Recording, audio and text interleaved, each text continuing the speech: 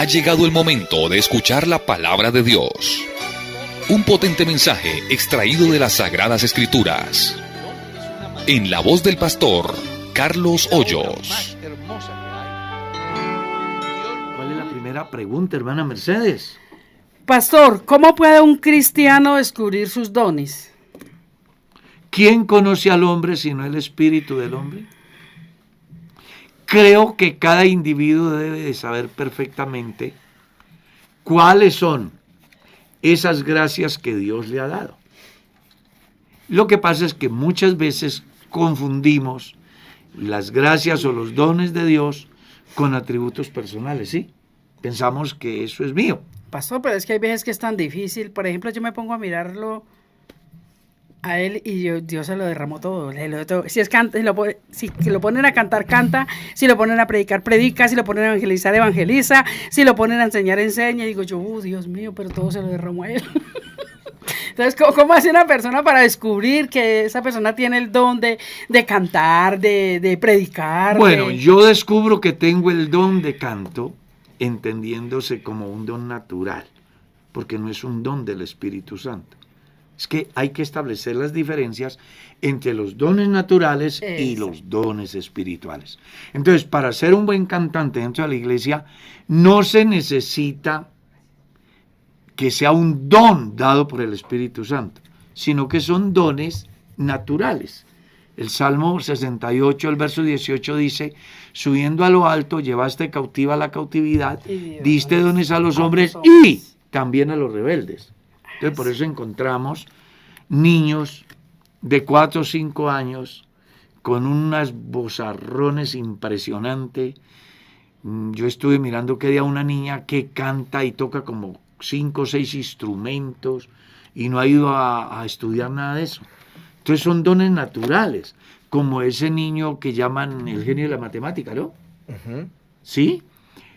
Son dones naturales que Dios le da a las personas. Claro. Pero los dones espirituales son de otra dimensión.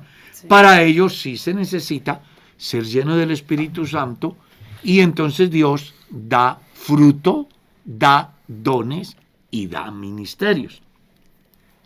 Entonces, cuando uno mira Romanos capítulo 12, Primera de Corintios capítulo 12 y Efesios capítulo 4, del verso 11 en adelante, encuentra cuáles son esos dones. Que para recibirlos se requiere ser lleno del Espíritu Santo. ¿Ya? Y que para que tengan un verdadero sentido, quien los tiene debe de tener en sí el fruto del Espíritu, que es amor. Porque si yo hablase en lenguas humanas y evangelicales y no tengo amor, de nada me sirve. ¿Cierto? Y una vez que descubro que tengo los dones y que sé que eso debe de llevarme a ponerlos a funcionar con amor, es decir, no estigmatizando a quien no tiene lo que yo tengo, no pensando que yo soy más que el otro, sino que con amor ejerzo esos dones. Entonces el capítulo 14 le dice cómo debe de hacerlo. Y me encanta un texto: hagan todo decentemente y con orden. Pastor, pero un cristiano puede ser lleno del Espíritu Santo, pero no tener todos los dones, ¿cierto? Claro, exactamente. Una persona puede ser llena del Espíritu Santo y no tener todos los dones. Es que el capítulo 14 así lo enseña. Uh-huh. Ya los dones Dios los reparte en particular a cada uno según la medida de la fe. Entonces, hay personas a quienes Dios, esto está muy, muy ligado a los talentos. Dios da los dones acorde a las capacidades de los individuos. Por eso el don que usted tenga, póngalo a funcionar. Y no trate de desempeñar un don que usted no tiene, que ahí es otro asunto. O sea, zapatero a su zapato. Pero yo iba a decir algo importante. A veces... Usted siempre dice cosas importantes. O sea, hay que descubrir haciendo. Es decir, no espere es mi perspectiva, ¿no? No espere que le soplen al oído para que es bueno, sino que en el ejercicio de la actividad propia de la vida, usted puede descubrir para qué actividad es bueno, entonces no deberá limitarse. Es decir, sí entender que hay ámbitos en los que usted logra desempeñarse de mejor manera y para los cuales sí es necesario algo. Por ejemplo, yo pienso, lo que usted dice, dones naturales. Qué bueno que entendamos que hay cosas para las que no estamos hechos. Claro. Sí, o sea, No soy poeta, pero voy a declamar. No lo haga. Como No yo soy subirme al cantante. altar a cantar, Por ejemplo. ni para vender paletas tengo voz. No, usted canta bien.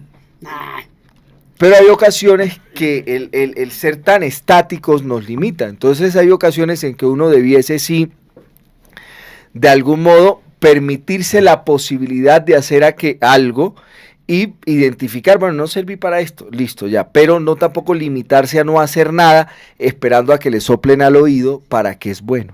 Sí, no, por eso dije al principio, ¿quién conoce al hombre sino el espíritu del hombre? Que está en el hombre, ¿no? Claro. Entonces yo sí debo de saber para qué soy bueno. Entonces encontramos en el campo natural personas buenas para las matemáticas, personas buenas para la biología, personas buenas para el dibujo técnico, personas buenas para el español, etcétera. ¿Ya? Hablando del campo natural. Cuando entramos a los dones del Espíritu, encontramos espiritual. eso. Entonces encontramos gente que es muy buena para predicar el Evangelio. pero es que les fluye. Exactamente. Otros que son muy buenos para enseñar. Otros que son muy buenos para disertar en público.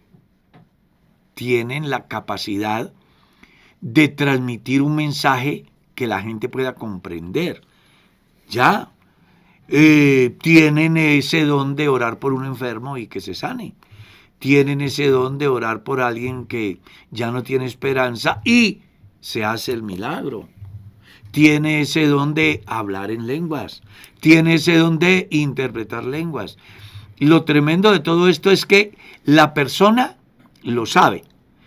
Debe de saberlo. Porque mire lo que dice Pablo en el capítulo 14. Procurad los dones espirituales.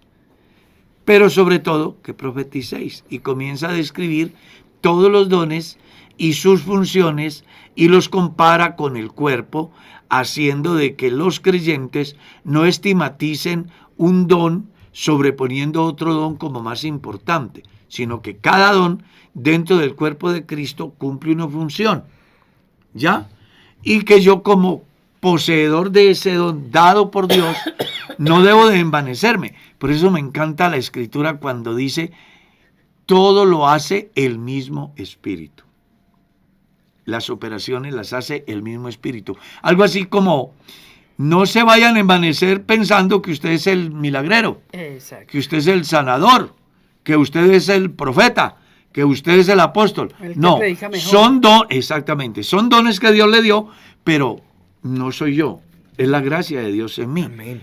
Yo no debo de sacar pecho pensando que soy, cuando de verdad Porque tampoco lo que está bien delante de Dios, no, ¿verdad? pues por eso la Pastor, Biblia es que dice un día- el mismo Espíritu. Un día un hermano, no era pastor, predicó y le fue muy bien, pero se bajó de allá que nosotros éramos asustados. No cabía en la ropa. Saludando a toda la gente, no, la gloria para Dios, la gloria para Dios. Se había saludando a- envanecido por Pero el hermano, ¿qué éxito le que pasa? había Dijo, tenido. No, la gloria es para el Señor, la gloria es para el Señor. Y yo, pues nosotros sabemos eso, que la gloria es para Dios, pero ¿por qué se bajó así? Entonces dije, está Bueno, por raro. eso es que Pablo escribe acerca de la orientación para aquellos que quieren ser ministros del Evangelio. Dice que no debe ser un neófito para que no se envanezca y caiga en lazo del diablo. La persona que ejerce un ministerio, ya entrando al campo del ministerio, debe ser una persona que tiene no solamente conocimiento de lo que hace, sino conocimiento de quién le dio lo que él hace. Entonces muchas veces las personas conocen lo que hacen, pero no saben quién los facultó para hacerlo. Y ahí es donde ellos se atribuyen cosas que no le pertenecen. Por eso Pablo cuestiona severamente a aquellos que estaban en competencia y les dice, ¿qué tenéis que no hayáis recibido? Amén. Y si lo recibís, ¿de qué te glorias? Amén. Yo sembré, Apolo regó. El crecimiento, El crecimiento lo da Dios. ¿Qué es Apolos? ¿Qué es Pablo? ¿Qué es Cefas? Simplemente instrumentos por medio de los cuales la palabra de Dios ha llegado a vosotros. Amén. Hermano Carlos, mis preguntas son las siguientes. Escucho mucho la expresión un encuentro personal con Jesús. Yo no he podido entender qué significa realmente. ¿Me podría explicar el significado de esta expresión? Un encuentro personal con Jesús. La aclaración, a ver, la palabra un encuentro personal con Jesús se ha acuñado, es decir, se ha acuñado. No es que la Biblia diga así, sino que es una forma de decirle a la gente que tiene una necesidad y que hay un ser que le puede ayudar en ese campo que se llama Dios. Entonces, cuando ya entramos al campo teológico, podemos decir que una persona tiene un encuentro personal con Dios cuando ocurre un milagro en su propia vida. Saulo de Tarso tuvo un encuentro personal con Dios. ¿Ya? La mujer samaritana tuvo un encuentro personal. ¿Sí? Y cuando una persona crea el evangelio, también por eso, tiene un encuentro personal. ¿Cuándo descubro yo que tengo un encuentro personal con Dios? Cuando mi vida es transformada. Amén, amén. A causa de el reconocimiento de la obra que me lleva a pensar que vale la pena decidir mi vida para Dios. Sí, de algún modo también el hecho de que en ocasiones el individuo que sigue a Jesús lo sigue a partir de experiencias de otros, o sea, es decir, del concepto que tiene otro, de lo que otro le ha contado, el que crece en un hogar cristiano, los tres entonces, grupos, a partir de lo que le dicen los papás, el que vive en medio de un grupo de amigos cristianos, entonces lo que le dice esto, o el que va siempre a la iglesia pero solo escucha, pero no toma una decisión. Entonces, creo que la expresión lo que quiere decir es que tú de manera individual, aislado del resto del entorno, puedas encontrarte con Jesús y vivir tú una experiencia en la cual definas, hey, Jesús es real, uno. No sugestionado, sino convencido. Plenamente convencido de que eso es verdad. Así es. Hacemos la otra, hermano. Bueno, aquí hay otra, hermano Carlos, de esa misma persona. Dice, ¿a qué agua se refería Jesús cuando le dijo a la mujer samaritana? Pero el que bebiere del agua que yo le daré no tendrá sed jamás, sino que el agua que yo le daré será en él una fuente de agua que salte para vida eterna. Juan 4:14. Pues se refiere a aquella importante obra de Dios en la vida del hombre que sacia la sed del alma. A eso es a lo que se refiere. En la Biblia, la palabra agua representa la palabra, representa el Espíritu Santo en la vida del hombre. El que cree en mí, como dice la Escritura, de su interior correrán ríos de agua viva. Esto dijo del Espíritu que había de recibir los que creyesen en él. El agua de la cual Jesús habla es la certeza de la salvación en la vida de la mujer samaritana. Amén. Pastor, una pregunta de una hermana me parece muy sincera, mire. Dice, hermano, Dios lo bendiga. Tengo una pregunta. Soy una hermana separada, aún no me he divorciado. Mi pregunta es, ¿cometo pecado si mi ex esposo teniendo, pues no es ex esposo porque no se ha divorciado? Si mi ex esposo teniendo otra pareja llega a visitar a mi casa y se queda en mi casa y a dormir con él, ¿me es pecado delante de Dios? Estoy muy confundida. Él dice que nunca ha dejado de amarme. La verdad, yo tampoco. Una pregunta taquillerísima. No, yo pienso que, pues creo que no, porque todavía no se ha divorciado. Si ella no le ve problema de que tenga otra pareja y venga a visitarla y duerma con él, pues es el marido, pues ella se aguanta. Pues creo yo, el pastor se ríe. Pues o sea, la gente pregunta y Mercedita responde. ¿Es así? ¡Súper bueno! No, pero estoy de acuerdo con lo que Mercedita está diciendo. ¿Qué le recomendaría yo a la hermana? A ver, hay varias cosas ahí. Hay varias cosas que sí, pues vale la pena. Debe poner cuidado. Claro. La primera, que se valore. Sí. creo que ahí hay algo que ella debe hacer. Por eso digo yo, si se aguanta, yo La le aguantaría segunda, eso. que sin preservativo ni pío. Que ponga cuidado porque sí, puede resultar Sí, infectada. el hombre que se acuesta con aquella ya y Sí. aquella, ya, puede traer, Tenemos historias Claro. que confirman eso. claro, y aquí tenemos un médico que conoce mucho de esas enfermedades de transmisión sexual. Entonces, utilice, no tenga intimidad con su esposo, porque él todavía es su esposo legalmente. Claro, Exacto. Eso siempre. Pues Legalmente delante eso. de Dios, pastor, delante de Dios, pues ella no comete pecado. No. Pero personalmente sí debe valorarse. Claro, personalmente sí. Pero si lo hace, pues bueno, ya eso corre por su cuenta. No piense que está pecando. Pienso que ahí lo que tiene que tomar es medidas preventivas, es que se dice. Claro. Porque de por medio está el templo del Espíritu Santo, Amén, que amén. puede ser infectado a causa de una relación con alguien que pica aquí y pica allá, y uno no sabe dónde estuvo y con quién estuvo. Entonces yo le recomiendo que primero se valore. Si todavía lo ama y él viene a buscarla, siéntese con él, háblele, Sí, están guapas, capaz. sí, háblele y Diga, dígale. pero qué controversial, ¿cierto? Por ejemplo, él dice, la hermana dice que él afirma que todavía la ama, pero él está con otra.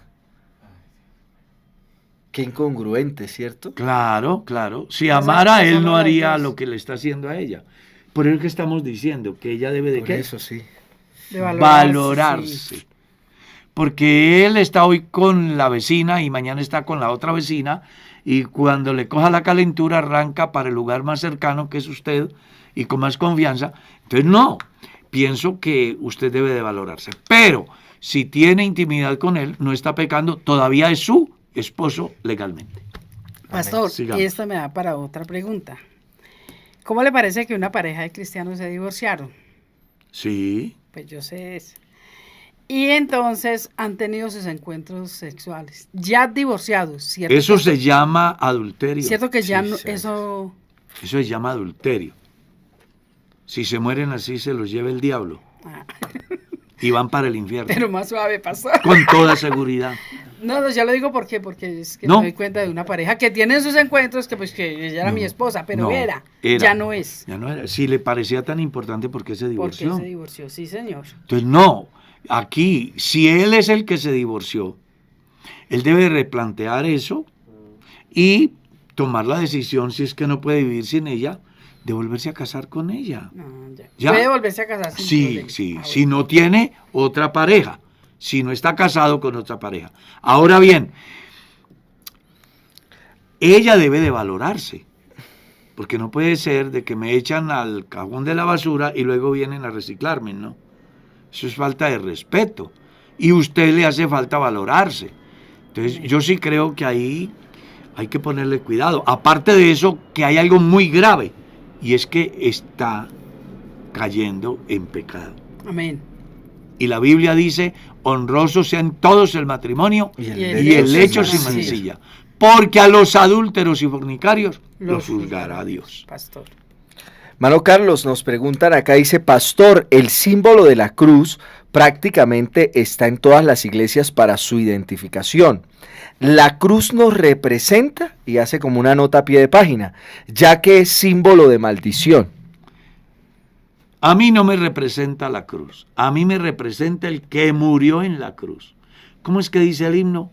Aunque muchos adoran la cruz de Jesús, yo adoro a Jesús, Y no a la cruz. no a la cruz.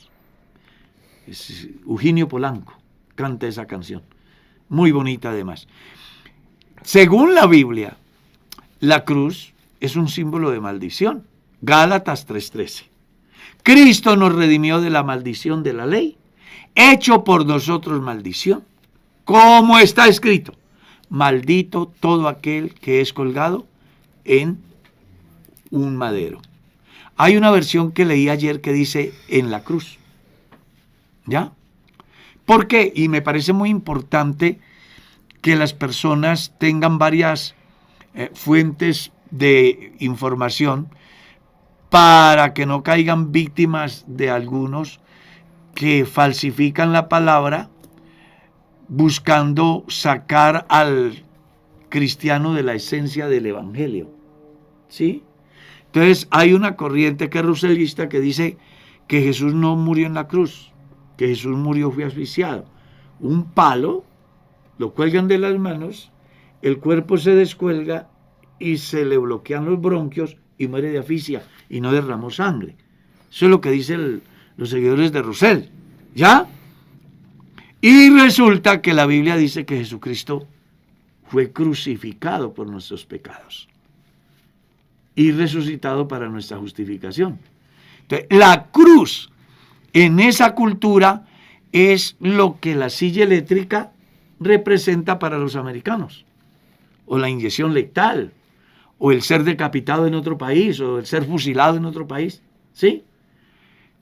Por eso para nosotros la cruz no nos identifica. Algunos, sobre todo los movimientos que no son, ¿cómo se dice?, de nuestro, a ver, sí que movimientos ajenos a nuestra comunidad, para no, y buscando además no lastimar a la conciencia de nadie, lo tienen, pero la iglesia nunca lo ha usado, nuestra iglesia no lo ha usado. De pronto alguien dice, no, pero yo vi un culto donde había una cruz. Claro, yo estuve en Estados Unidos en una iglesia donde sale el cura de decir su liturgia y ingresa a la iglesia nuestra a hacer el culto. Entonces ahí lo que hacen es tapar al máximo todos sus ídolos y a veces se ve la cruz que está en la parte superior, pero no es porque la iglesia crea que nos represente la cruz. La cruz es símbolo de maldición. Cristo nos redimió de esa maldición. No piense tanto en la cruz, piensa en Jesús. Amén. Que murió en la cruz por usted y por mí. Pastor, ¿por qué Adán no aparece en el listado de los héroes de la fe? Bueno, habría que preguntarle al escritor a los hebreos qué le pasó. ¿Ya? Cualquier interpretación que yo puedo hacer una interpretación, pero sería subjetiva.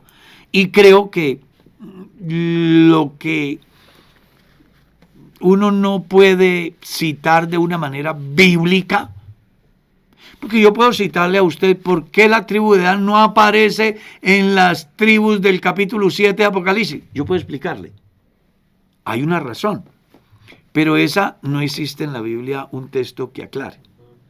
Todo lo que la gente diga es simplemente hipótesis. Ya.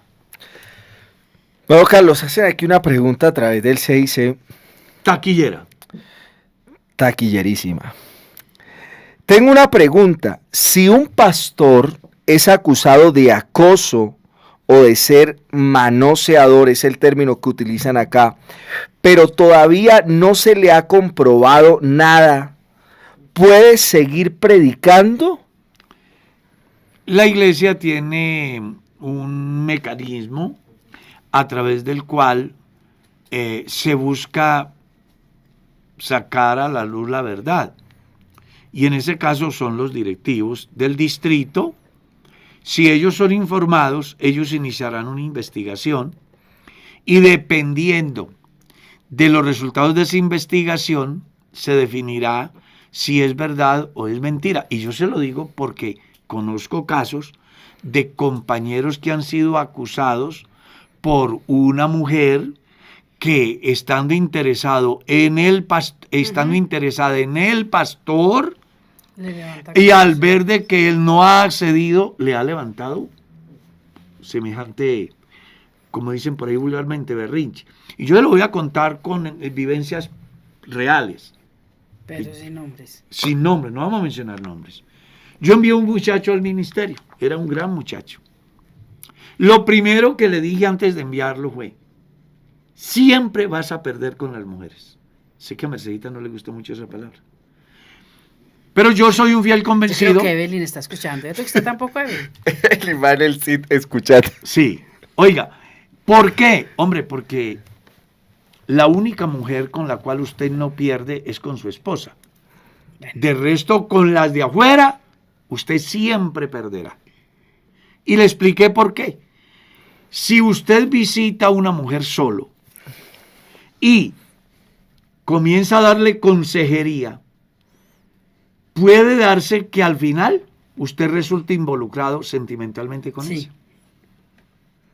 2, puede darse que la personita aquella esté interesada no en su físico, sino en lo que Dios tiene en su vida, y el diablo la usa para quitarle a usted esa gracia. Y resulta de que como usted no cede, entonces ella puede decirle a su marido que el pastor la presionó. Entonces ya van 2, ¿no? Sí, señor. 3, la gente que ve que el pastor entra a la casa donde está la señora sola. Entonces se hace el comentario: el tipo está trabajando y el pastor aquí disfrutándose la mujer. Por eso digo que siempre perderá. ¿Está claro? Entonces, hay razones más que suficientes para que el pastor, cuando vaya a visitar a una mujer, lo haga acompañado de su esposa. Cuando vaya a dar consejería, lo haga acompañado de su esposa. Porque, y sé que se pudo haber malinterpretado alguna vez en un encuentro de pastores donde yo dije que la mujer es el 60% y un poquito más de la vida del ministro, del pastor. Me refería precisamente a esas situaciones, porque si el pastor no pone cuidado y no tiene una esposa hacendosa, prudente, fiel, seria, es muy posible que el pastor fracase no por acción, sino por comentarios. Y en este caso, les traigo a memoria la vida de un joven pastor. Yo le advertí esto que he comentado. Él se ha ido a pastorear una iglesia y un día una dama de la iglesia le dice que requiere que le visite. Él es un pastor soltero. Él se ha ido y bueno, cuando está allá él descubre de que la intención de la señora era muy diferente a unas ayuda para solucionar un problema. Entonces lo que hace es pues correr porque pues imagínate, está de por medio la salvación y también el santo ministerio. ¿Qué hace la dama? Le dice al marido que el pastor la presionó, ¿ya? El marido habla con los directivos y entre los dos acusan al pastor y destituyen al pastor. Todo porque el pastor no supo manejar ese campo tan delicado que es la consejería. Yo siempre he dicho que en el ministerio no es tan complicado, aunque es muy complicado predicar, organizar una enseñanza. Se echa 1 o 2 meses organizando un sermón, por ejemplo. Para nunca predicar. No, porque es de mucha responsabilidad. Ya, yo llevo 50 años predicando y yo pienso, y después de que predico voy a escucharme en qué fallé. O sea, la predicación es de mucha responsabilidad. Pero lo más complicado de la vida ministerial es la consejería. Así es. Porque la gente tiene un concepto del pastor y dependiendo de la decisión del pastor va a funcionar el creyente. Entonces por eso encontramos escándalos desagradables. Hombre, hay un debido proceso en el campo ministerial, los directivos hacen la investigación. Recuerde que el pastor es inocente hasta... Sí, el principio de la presunción de inocencia se aplica también en este caso. Siempre será así, hasta que se le compruebe lo contrario. Y no se debe de llevar a cabo un juicio cuando una sola persona acusa. Porque desde el punto bíblico, desde la ley inclusive decía, no se puede condenar a alguien por el testimonio de una sola persona.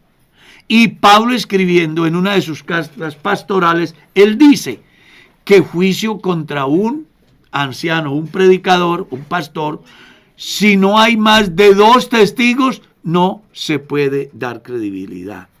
Porque existe la posibilidad que haya gente malintencionada que le hagan daño.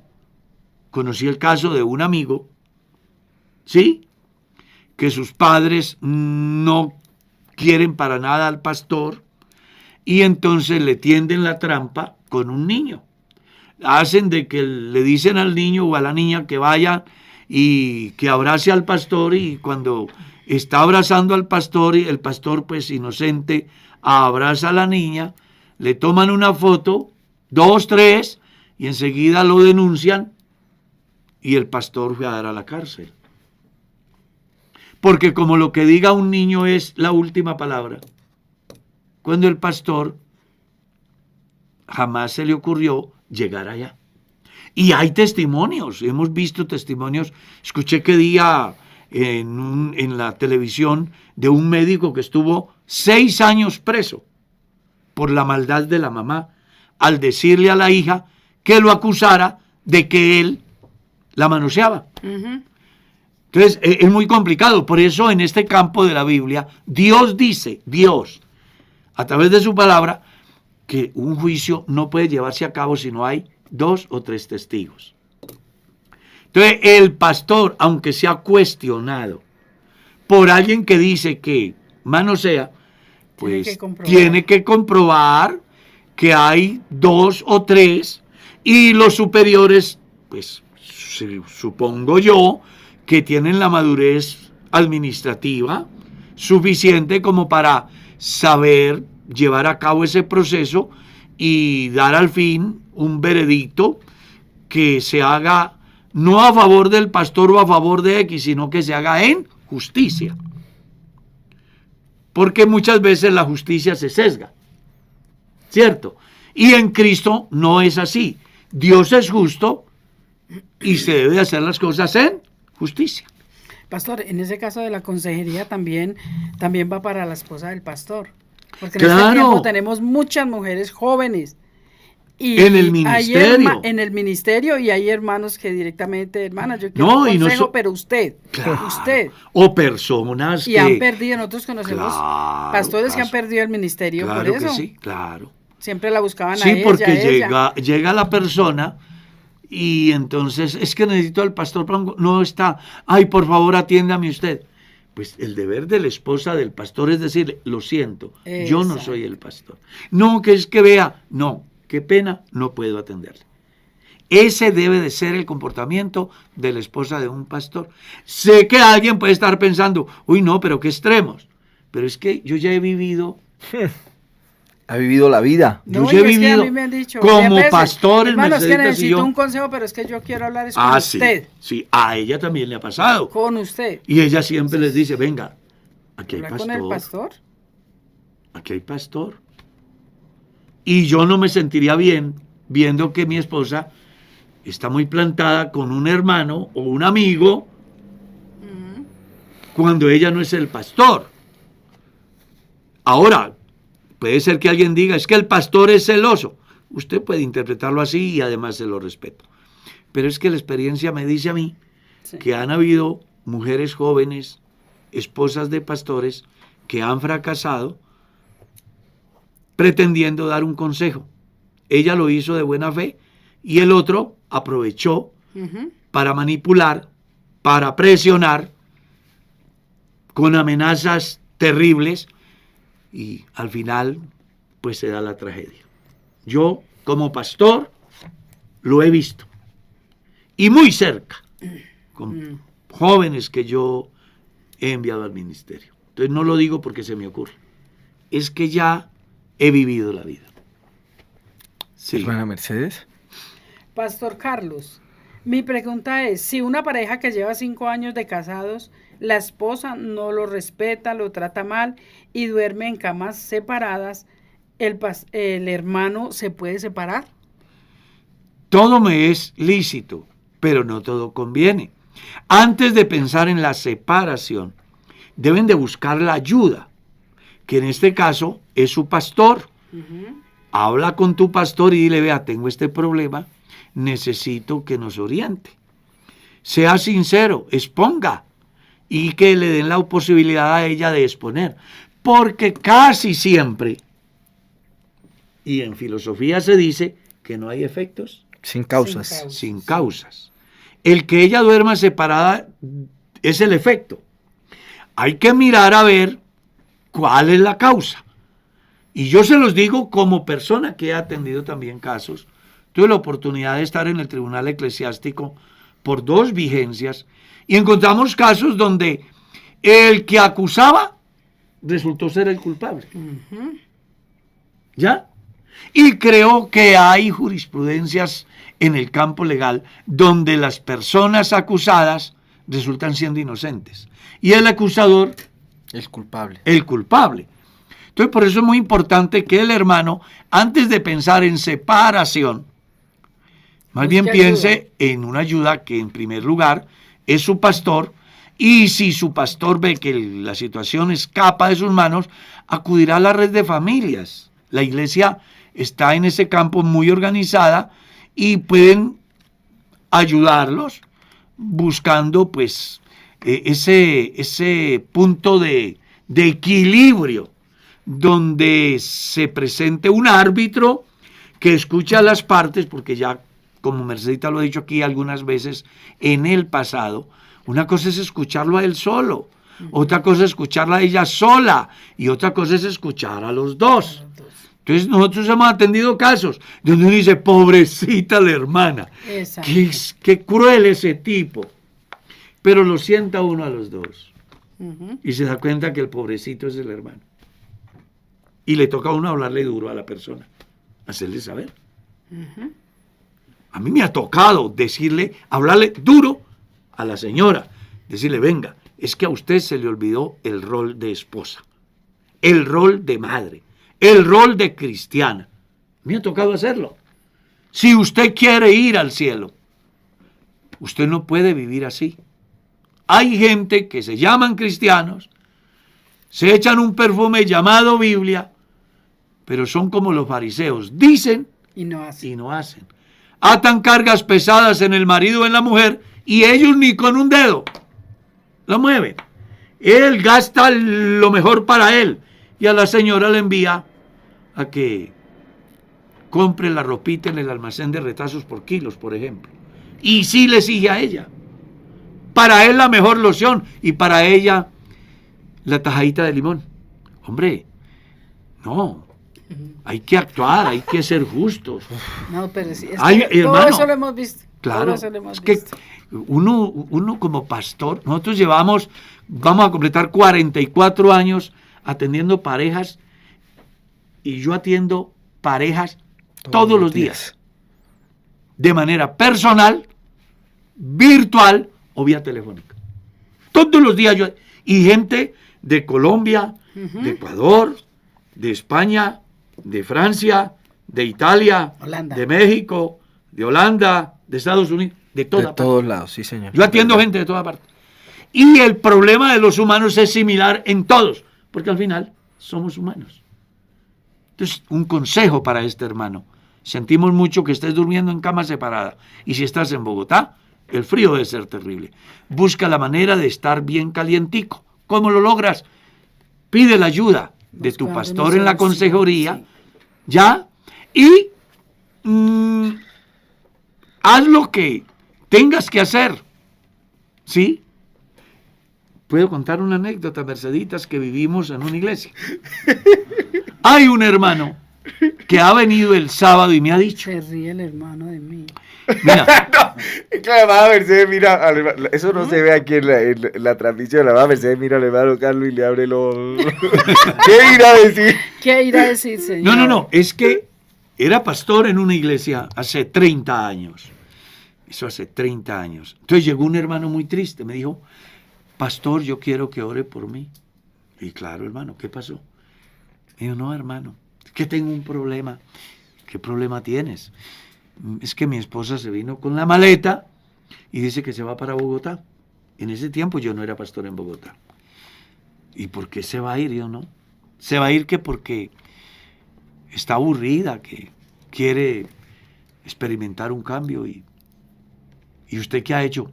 No, yo pues le he dicho que se quede, pero ella dice que se va, que me va a dejar. Como hombre, el hombre es orgulloso, ¿no? Y le da pena decir lo que le pasa. Al final le logré sacar que me dijera, lo que pasa es que ella dice que yo no soy hombre. para ella.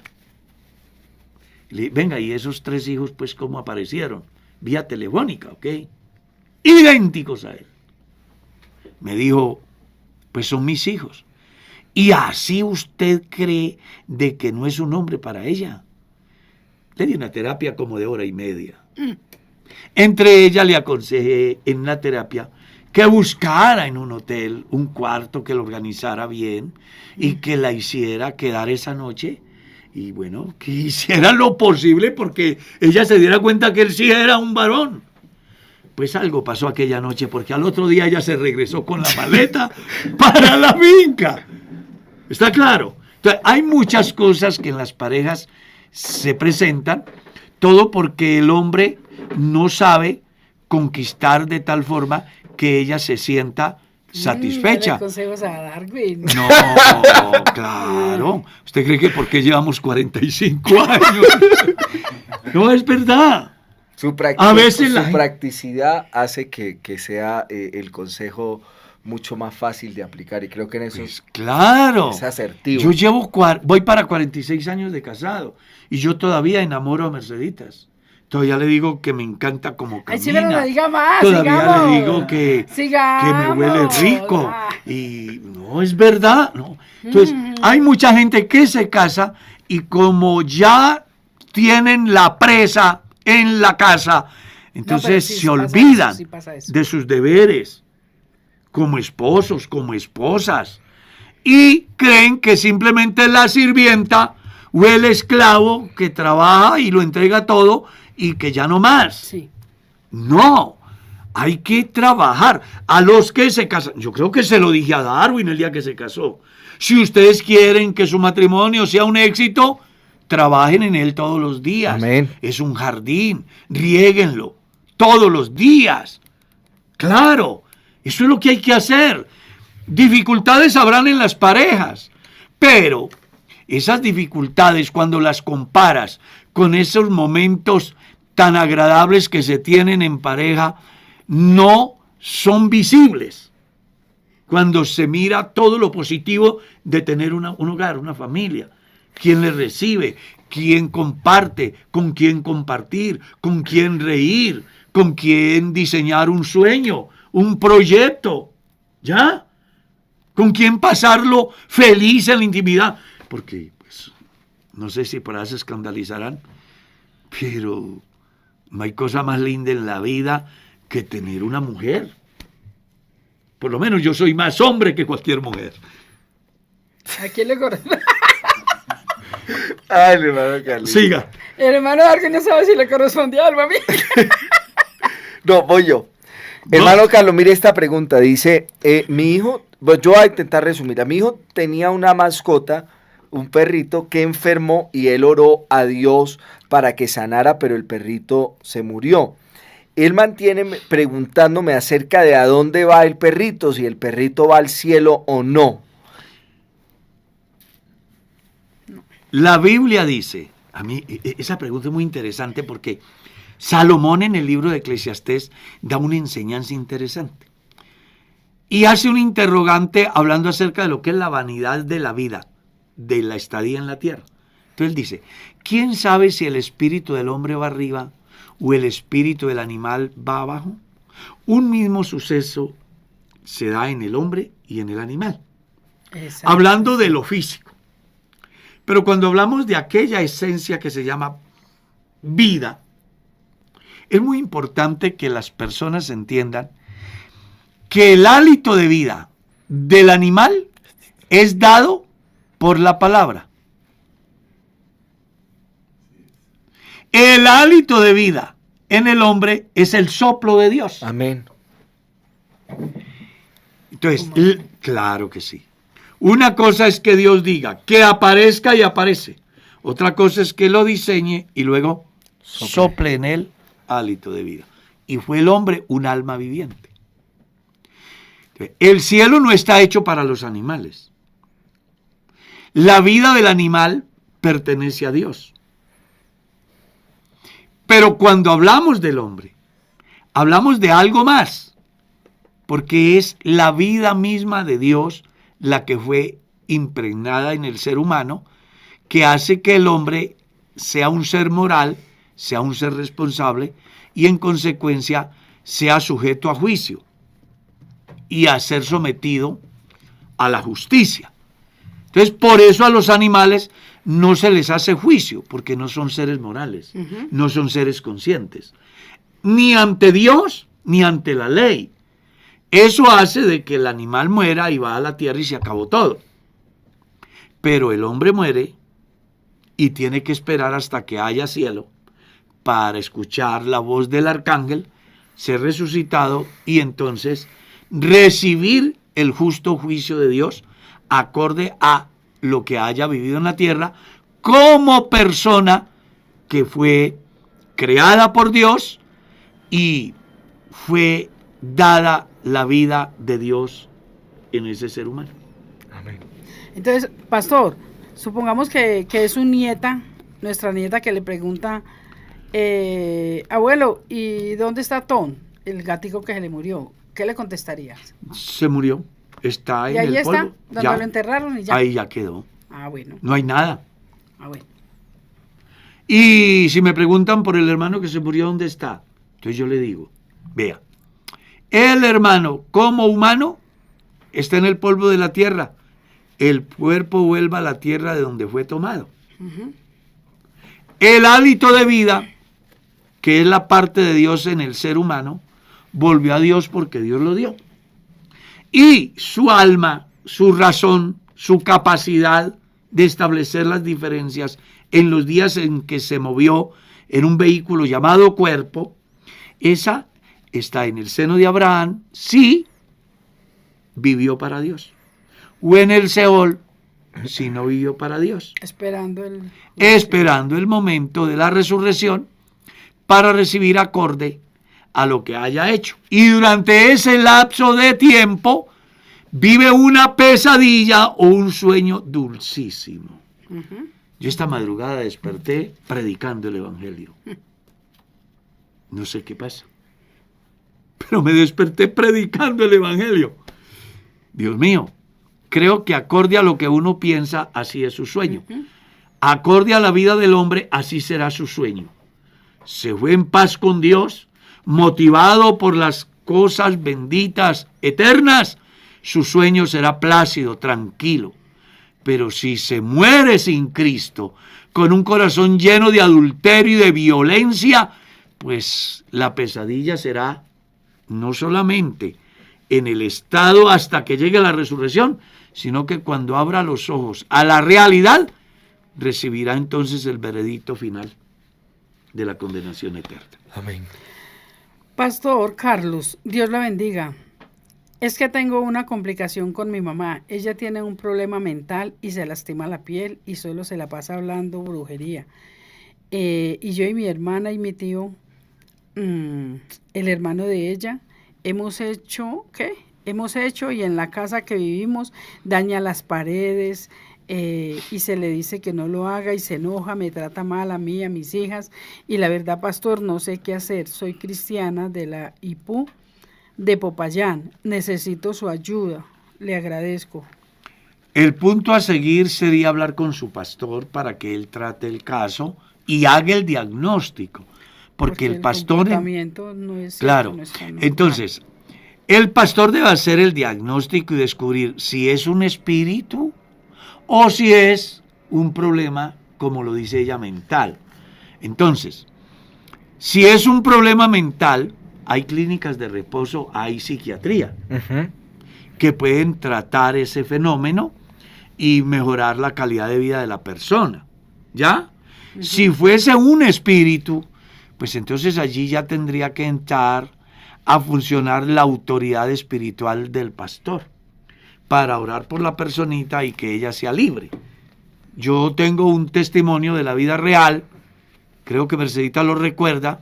Una mamá llega desesperada porque su niña de 16, 18 años le ha dado por quitarse la ropa y salir a la calle desnuda. Ay, sí. Ella ha buscado por todos los medios evitarlo. Ay, yo la vi ahorita. Claro, allá Ahorita la vimos me encontré ahora. con ella. Y Está bien. recuerdo que la mamá llegó tan desesperada que en razón a que no podía hacer nada, la iba a dejar Ay, en la calle, sí, qué pecado. llorando, y yo no puedo, no soy capaz de más. Y no tenía plata. No tenían pobrecita. cómo ayudarla. Entonces yo lo que hice fue, le dije, venga, vamos a llevarla a un centro especializado para estas personas. Ella tiene un problema mental, llevémosla allá. La llevamos, estuvo como 3 meses, 6 meses, O menos, como 3 meses. como 3 meses. Y mire que ella ha salido totalmente bien, se ha enamorado, se ha casado, hoy es bautizada, y Y esta una semana gran la vimos cristiana. en la iglesia, Sí. en el sepelio de mi suegra. Ahí estaba una mujer Sí, bien ubicada, bien puesta. buena madre, buena esposa, buena cristiana. Entonces, por eso es que es muy importante lo que hemos dicho aquí. El diagnóstico. Hay que hacer un diagnóstico. Entonces yo aquí podría decirle a la hermana para salir de una, ¿sabe qué, hermana? Está endemoniada. Pero esa no es. ¿Sabe qué? El problema es de locura porque le dio la luna. Yo puedo decir cualquier tontería, pero no. La respuesta responsable es, llame a su pastor. Él hará un diagnóstico, se sentará y hablará con ella. Y yo lo digo porque he atendido cualquier cantidad de casos que vienen desesperados que porque esté endemoniado, y me pongo a hablar con la persona y no es que esté endemoniado, es imperactivo. ¿Sí? Entonces hay que buscar la forma de que queme toda esa energía. Hablo de los niños. Entonces, hay una cantidad de cosas que van a entrar a jugar un papel muy importante dependiendo de la madurez del pastor y de la capacidad que tengan para enfrentar el problema. Pero como punto de partida, lleve a su pastor o llame a su pastor, Sí. que él haga un diagnóstico. Él le dirá si es un espíritu o si es una enfermedad que puede venir por un accidente, que puede venir incluso por herencia. Sí, yo conozco casos de personas donde la mamá es deschapetada y el hijo también sale deschapetado y el otro también. Entonces hay que mirar, hacer un buen diagnóstico y en razón a ello, pues, dar la medicina. Amén. Si es oración y ayuno o si es clínica de reposo. No sé qué pueda decir el médico.